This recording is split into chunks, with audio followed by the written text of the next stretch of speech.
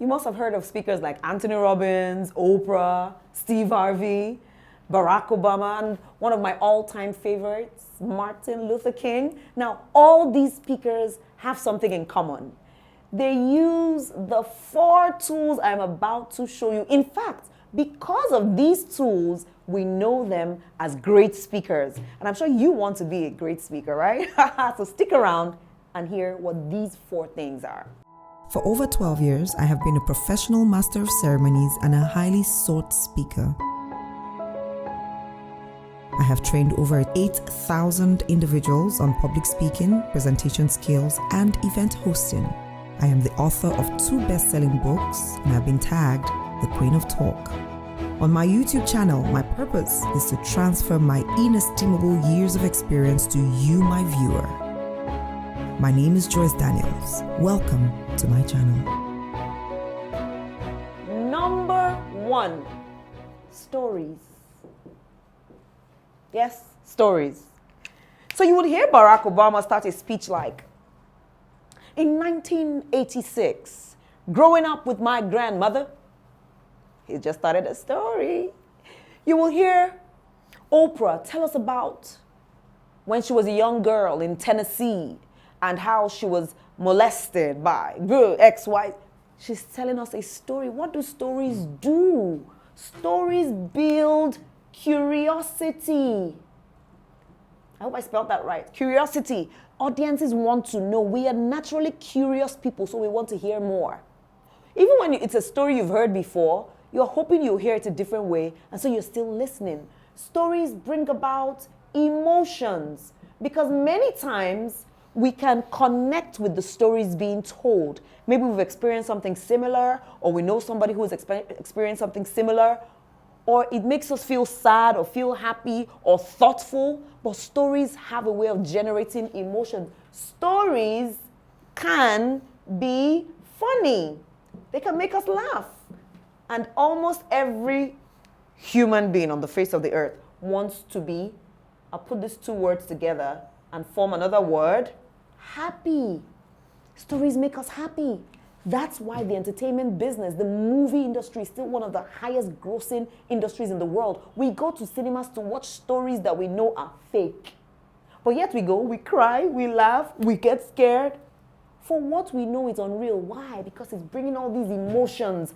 It's piquing our curiosity. It's making us happy or sad. Stories help us emphasize points.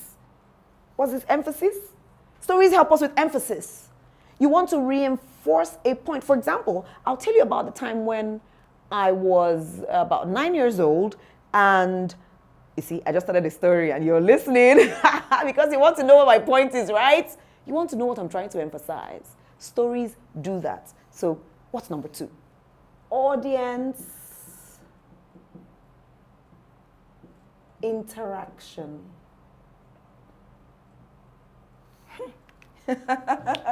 Talk about Steve Harvey or Oprah.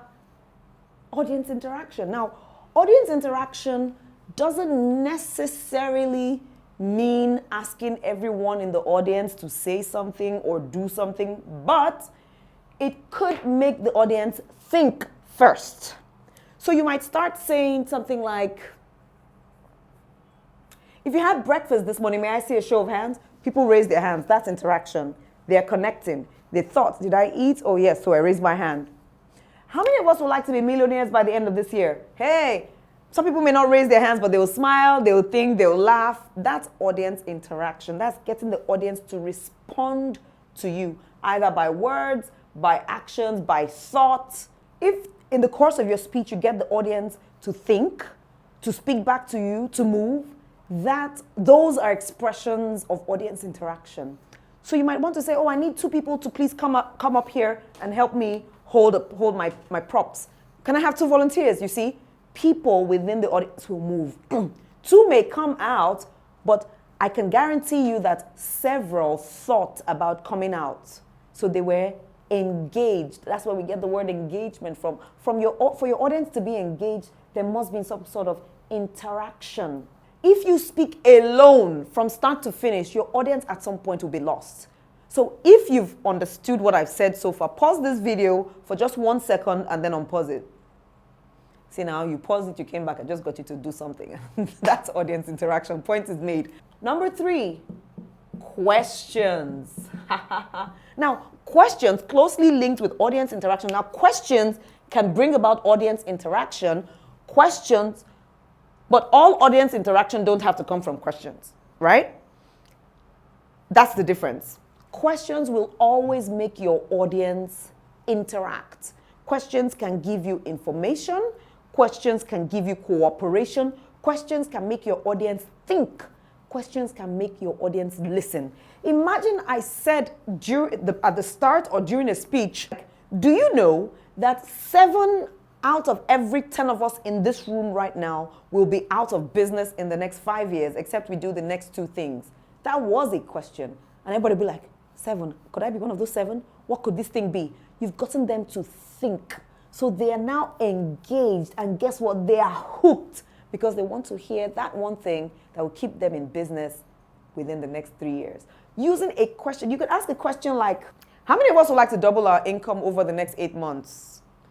What if I showed you a way to double your income in the next 6 months? You see, these are all different types of questions. What if I showed you how to age backwards and make you as strong as you were, or as fit as you were, or as sexually active as you were 20 years ago? Ha! Some audiences will just be like, woo, I'm so listening to that. You used what?